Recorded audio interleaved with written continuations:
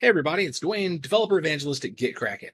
Today we're going to take a closer look at Git Fetch. This is the way that Git downloads all of the changes committed to a remote repository, but gives you a chance to review them before you merge them into your local work.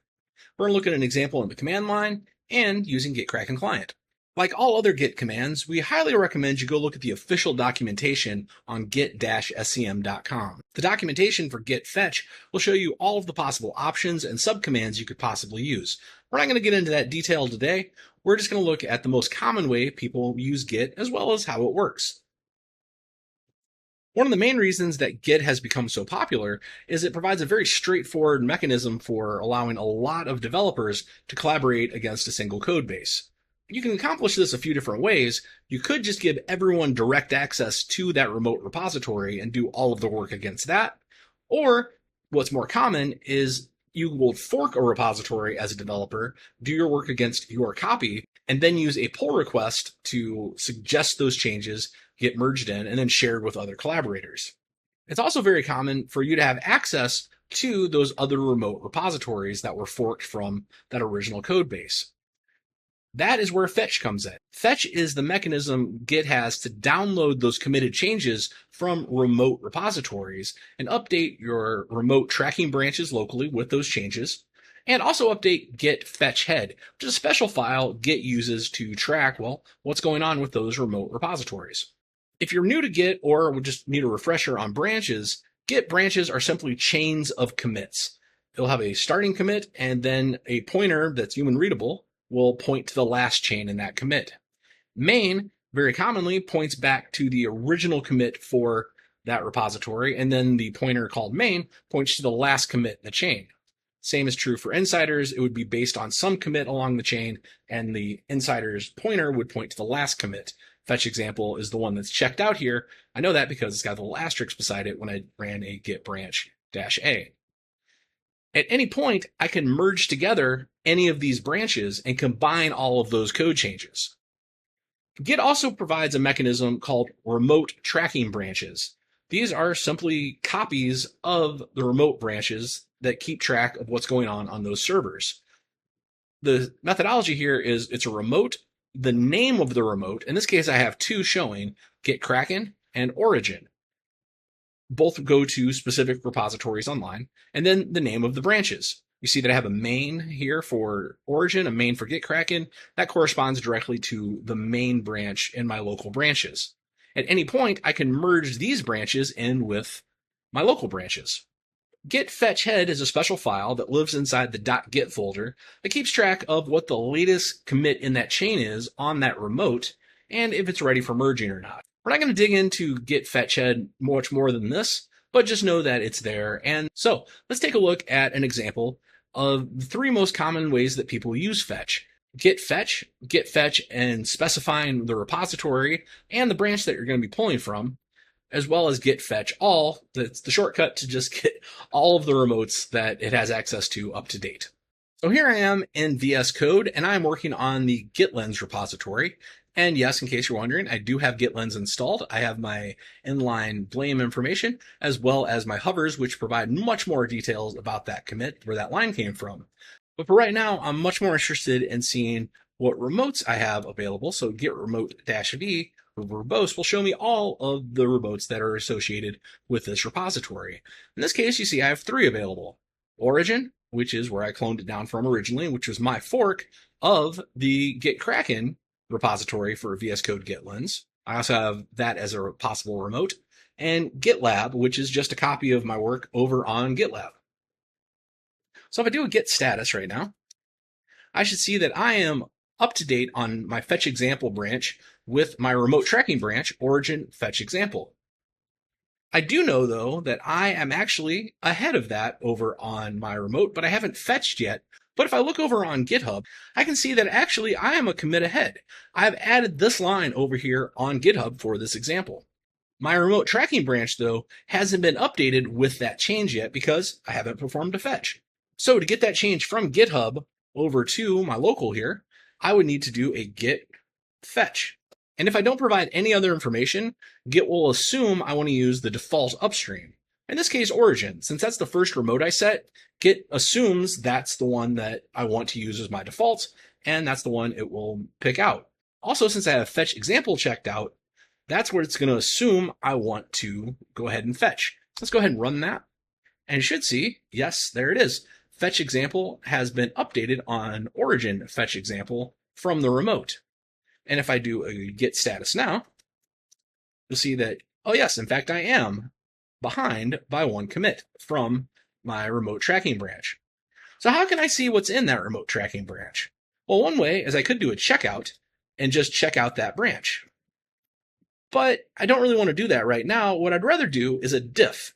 So if I run a git diff, I would look from where I'm currently at, head, or I could specify the branch, fetch example, and there we go.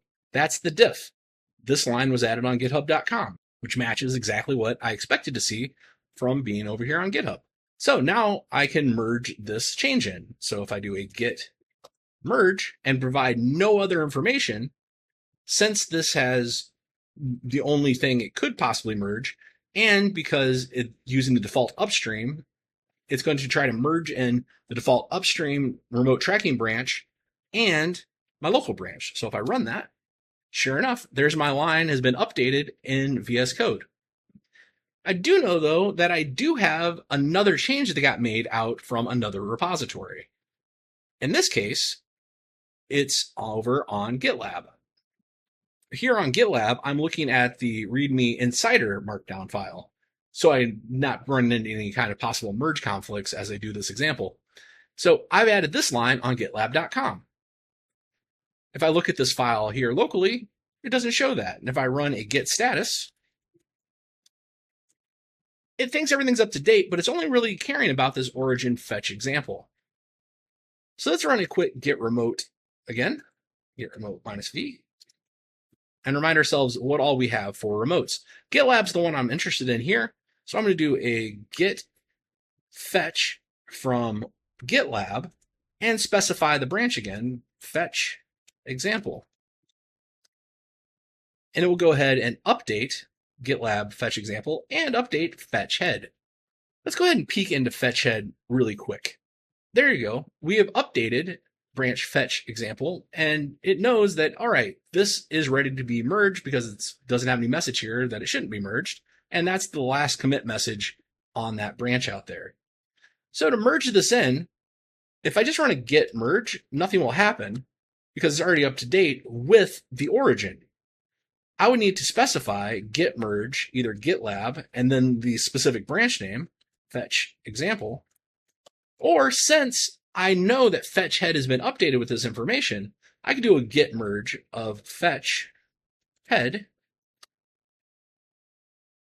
and it should update my insiders build to this, which it has. This example worked because I knew there was a change that got made over on GitLab, and I knew specifically to go fetch that particular remote. But if I didn't know that was there, I would never have pulled that into my work and probably have to wait until that went through the pull request process before I could get access to that change. Sometimes that's a good thing. Sometimes, well, you want to know ahead of time. That is where our friend git fetch --all comes in. Git fetch all will try to pull from every single repository that has access to as a remote. In this case, we were already up to date with everything, so it just tried everything and then returned, well, there's nothing to update. And we're in a good space. So I know now that my local is up to date with my remotes. And if I wanted to see the full list of all the branches that it's going to try to update, well, I could run a git branch -a, and that will show me all of the possible branches, including all the remote tracking branches that are available that it's going to try to update. But like I say, right now, I am up to date with everything and life is good. So next time you are going to start working on a project, make sure you run a git fetch all to make sure you're pulling down all of those changes so you can review them before you move on to actually start committing more work. Let's go ahead and take a look at an example using GitKraken Client. Here we are inside GitKraken Client, and yet again, I am in the GitLens repository, and yes, I have checked out the fetch example branch again. But you might notice, hey, I have a couple other fetch examples above here. Let's go ahead and see what's in those. If I click on the first one that has updated the README insiders, well, this is a change I made over on GitLab for this example. And yes, that looks exactly as expected. And if we look at the other one above it, just updated the README, well, that's an example I made on GitHub, just as expected. How did those get there? Well, if we look under our settings, the very first thing under general settings is auto fetch interval. GitKraken client will keep you up to date by automatically fetching any changes from any remote it has access to and providing that there in the commit graph. You can change this from 1 minute down to 0, which would mean it would never auto fetch, all the way up to 60 minutes. So it would only do it once an hour, which might make more sense on a larger project or something that you're not touching all that often. Let's go ahead and keep it at 1 minute, the default. So I'll exit preferences. So how would I combine these changes in? Well, all I need to do is double click on it and I can reset my local branch to that particular point in that commit and, well, apply those changes. And let's go ahead and do that one. And to apply the other change, I can go ahead and double click there and reset local to here. And sure enough, if I go look at the README file now, this is an example change on GitHub. And if I looked at, you move my head here for a second, look at the README here, this line was added on GitHub. Yes, I am up to date now and everything is looking good as expected. And now I can go about my work. GitKraken has made it very easy to tell, well, what's been fetched and what hasn't been fetched. I hope this has been helpful in understanding Git Fetch, how it works, and the basic ways to use it either from the command line or from using GitKraken client.